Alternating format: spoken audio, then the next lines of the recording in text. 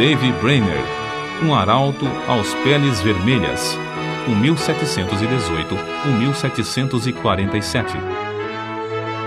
Certo jovem franzino de corpo, mas tendo na alma o fogo do amor aceso por Deus, encontrou-se na floresta para ele desconhecida. Era tarde e o sol já declinava até quase desaparecer no horizonte, quando o viajante, enfadado na longa viagem, avistou a fumaça das fogueiras dos índios peles vermelhas. Depois de apiar e amarrar seu cavalo, deitou-se no chão para passar a noite, agonizando em oração. Sem ele o saber, alguns dos silvícolas o haviam seguido silenciosamente como serpentes durante a tarde.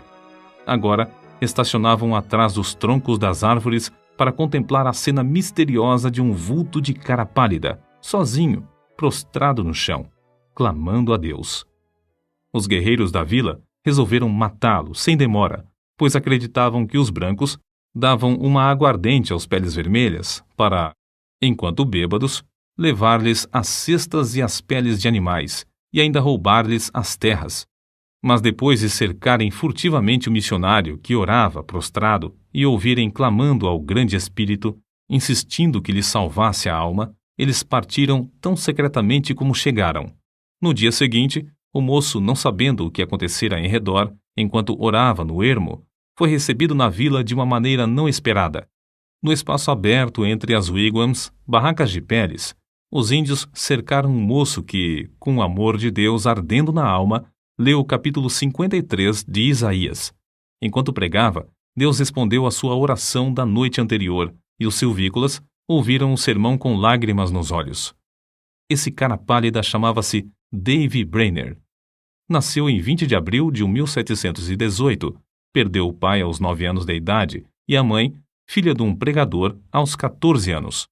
Acerca de sua luta com Deus, no tempo da sua conversão, tinha então 20 anos de idade. Ele escreveu: Designei um dia para jejuar e orar, e passei esse dia clamando quase incessantemente a Deus. Pedi-lhe misericórdia e que ele abrisse meus olhos para a enormidade do pecado e o caminho para a vida em Jesus Cristo. Contudo, continuei a confiar nas boas obras. Então, uma noite, andando na roça, me foi dada uma visão da grandeza do meu pecado, parecendo-me que a terra se abrira por baixo dos meus pés para me sepultar, e que a minha alma iria ao inferno antes de eu chegar em casa. Certo dia, estando longe do colégio, no campo, sozinho em oração, senti tanto gozo e doçura em Deus que, se eu devesse ficar neste mundo vil, queria permanecer contemplando a glória de Deus. Senti na alma um profundo amor ardente para com todos os homens, e anelava que eles desfrutassem desse mesmo amor. No mês de agosto, depois, senti-me tão fraco e doente, como resultado de aplicar-me demais aos estudos, que o diretor do colégio me aconselhou a voltar para casa. Estava tão fraco que tive algumas hemorragias. Senti-me perto da morte, mas Deus renovou em mim o conhecimento e o gosto das coisas divinas. Anelava tanto a presença de Deus e ficar livre do pecado que, ao melhorar, preferia morrer a voltar ao colégio e me afastar de Deus. Oh, uma hora com Deus excede infinitamente todos os prazeres do mundo. De fato, depois de voltar ao colégio, Brainerd esfriou em espírito, mas o grande avivamento dessa época alcançou a cidade de New Haven, o colégio de Yale e o coração de Davy Brainerd. Ele tinha o costume de escrever diariamente uma relação dos acontecimentos mais importantes da sua vida, e é por esses diários que sabemos da sua vida íntima, de profunda comunhão com Deus. Os poucos trechos seguintes servem como amostras do que ele deixou registrado e revelam algo de sua luta com Deus, enquanto estudava para o ministério. Fui tomado repentinamente pelo horror da minha miséria. Então, clamei a Deus, pedindo que me purificasse da minha extrema imundícia. Depois, a oração se tornou muito preciosa para mim. Ofereci-me alegremente para passar os maiores sofrimentos pela causa de Cristo, mesmo que fosse para ser desterrado entre os pagãos, desde que pudesse ganhar suas almas. Então, Deus me deu o espírito de lutar em oração pelo reino de Cristo no mundo.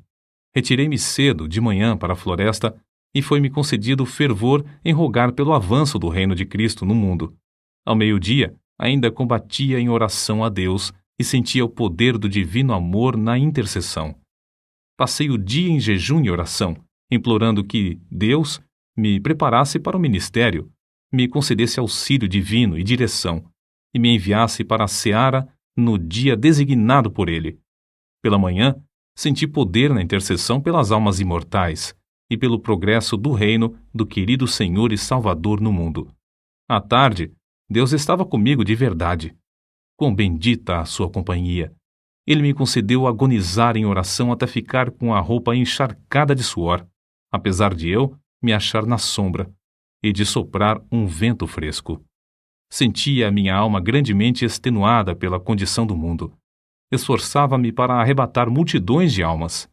Sentia-me mais dilatado pelos pecadores do que pelos filhos de Deus. Contudo, anelava gastar a minha vida clamando por ambos. Passei 2 horas agonizando pelas almas imortais.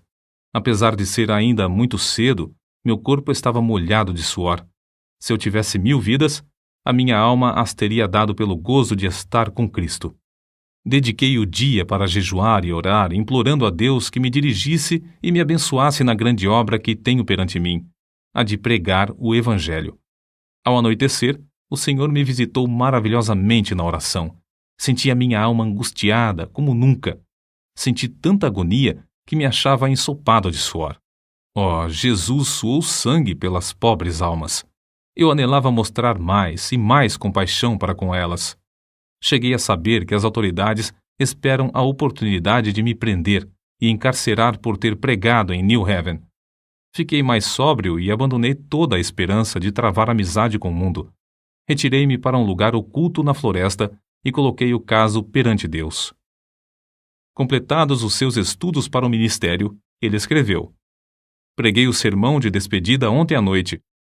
Hoje, pela manhã, orei em quase todos os lugares por onde andei, e depois de me despedir dos amigos, iniciei a viagem para o habitat dos índios. Essas notas revelam, em parte, a sua luta com Deus enquanto estudava para o ministério.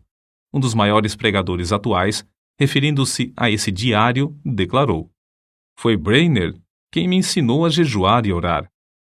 Cheguei a saber que se fazem maiores coisas por meio de contato cotidiano com Deus do que por pregações. No início da história da vida de Brainerd, já relatamos como Deus lhe concedeu entrada entre os silvícolas violentos, em resposta a uma noite de oração nas profundezas da floresta. Mas, apesar de os índios lhe darem toda a hospitalidade, concedendo-lhe um lugar para dormir sobre um pouco de palha e ouvirem o sermão, comovidos, Brainerd não estava satisfeito e continuava a lutar em oração, como revela seu diário. Continuo a sentir-me angustiado. À tarde, preguei ao povo, mas fiquei mais desanimado acerca do trabalho do que antes. Receio que seja impossível alcançar as almas. Retirei-me e derramei a minha alma pedindo misericórdia, mas sem sentir alívio. Completo 25 anos de idade hoje. Dói-me a alma ao pensar que vivi tão pouco para a glória de Deus. Passei o dia na floresta sozinho, derramando a minha queixa perante o Senhor. Cerca das 9 horas, saí para orar na mata. Depois do meio-dia, percebi que os índios estavam se preparando para uma festa e uma dança. Em oração, senti o poder de Deus e a minha alma extenuada como nunca antes na minha vida. Senti tanta agonia e insisti com tanta veemência que, ao levantar-me, só conseguia andar com dificuldade. O suor corria-me pelo rosto e pelo corpo. Reconheci que os pobres índios se reuniam para adorar demônios e não a Deus. Esse foi o motivo de eu clamar ao Senhor que se apressasse em frustrar a reunião idólatra. Assim, passei a tarde orando incessantemente, pedindo auxílio divino para que eu não confiasse em mim mesmo. O que experimentei enquanto orava foi maravilhoso. Parecia-me que não havia nada de importância em mim, a não ser a santidade de coração e vida, e o anelo pela conversão dos pagãos a Deus. Desapareceram todos os cuidados, receios e anelos. Todos juntos pareciam-me de menor importância que o sopro do vento. Anelava que Deus adquirisse para si um nome entre os pagãos, e lhe fiz o meu apelo com a maior ousadia, insistindo em que ele reconhecesse que eu o preferia à minha maior alegria. De fato, não me importava onde ou como morava, nem a fadiga que tinha de suportar. Se pudesse ganhar almas para Cristo. Continuei assim toda a tarde e toda a noite. Assim revestido, Brainerd, pela manhã, voltou da mata para enfrentar os índios, certo de que Deus estava com ele, como estivera com Elias no Monte Carmelo. Ao insistir com os índios para que abandonassem a dança, eles, em vez de matá-lo, desistiram da orgia e ouviram a sua pregação de manhã e à tarde. Depois de sofrer como poucos sofrem, depois de se esforçar de noite e de dia, depois de passar horas inumeráveis em jejum e oração, depois de pregar a palavra a tempo e fora de tempo, por fim, abriram-se os céus e caiu fogo. Os seguintes excertos do seu diário descrevem algumas dessas experiências gloriosas. Passei a maior parte do dia em oração, pedindo que o Espírito fosse derramado sobre o meu povo. Orei e louvei com grande ousadia, sentindo grande peso pela salvação das preciosas almas. Discursei à multidão extemporaneamente sobre Isaías, capítulo 53, versículo 10. Todavia, ao Senhor agradou Moê-lo. Muitos dos ouvintes entre a multidão de 3 a 4 mil ficaram comovidos a ponto de haver um grande pranto, como o pranto de Hadadrimon. Ver Zacarias, capítulo 12, versículo 11. Enquanto eu andava a cavalo, antes de chegar ao lugar para pregar, senti o meu espírito restaurado e a minha alma revestida com poder para clamar a Deus, quase sem cessar, por muitos quilômetros a fio. De manhã, discursei aos índios onde nos hospedamos. Muitos ficaram comovidos, e ao falar-lhes acerca da salvação da sua alma, as lágrimas correram abundantemente, e eles começaram a soluçar e a gemer. À tarde, voltei ao lugar onde lhes costumava pregar. Eles ouviram com a maior atenção quase até o fim. Nem a 10ª parte dos ouvintes pôde conter-se de derramar lágrimas e clamar amargamente. Quanto mais eu falava do amor e compaixão de Deus ao enviar seu Filho para sofrer pelos pecados dos homens, tanto mais aumentava a angústia dos ouvintes. Foi para mim uma surpresa notar como seus corações pareciam traspassados pelo terno e comovente convite do Evangelho, antes de eu proferir uma única palavra de terror. Preguei aos índios sobre Isaías capítulo 53, versículos 3 ao 10. Muito poder acompanhava a palavra, e houve grande convicção entre os ouvintes. Contudo, não tão geral como no dia anterior. Mas a maioria ficou comovida e em grande angústia de alma. Alguns não podiam caminhar, nem ficar em pé. Caíam no chão como se tivessem o coração traspassado e clamavam sem cessar, pedindo misericórdia. Os que vieram de lugares distantes foram levados logo à convicção pelo Espírito de Deus. À tarde, preguei sobre Lucas, capítulo 15, versículos 16 ao 23. Havia muita convicção visível entre os ouvintes, enquanto eu discursava. Mas, ao falar particularmente depois a alguns que se mostravam comovidos, o poder de Deus desceu sobre o auditório como um vento veemente e impetuoso e varreu tudo de maneira espetacular. Fiquei em pé, admirado da influência que se apoderou do auditório quase totalmente. Parecia, mais que qualquer outra coisa, a força irresistível de uma grande correnteza, o dilúvio crescente, que derrubava e varria tudo o que encontrava na frente. Quase todos oravam e clamavam, pedindo misericórdia, e muitos não podiam ficar em pé. A convicção que cada um sentiu foi tão grande que pareciam ignorar por completo os outros em redor, mas cada um continuava a orar por si mesmo. Lembrei-me de Zacarias capítulo 12, versículos 10 ao 12, porque havia grande pranto, como o pranto de Hadadrimon, parecendo que cada um pranteava à parte. Parecia-me um dia muito semelhante ao dia em que Deus mostrou seu poder a Josué. Josué, capítulo 10, versículo 14. Porque era um dia diferente de qualquer dia que tinha presenciado antes, um dia em que Deus fez muito para destruir o reino das trevas entre esse povo.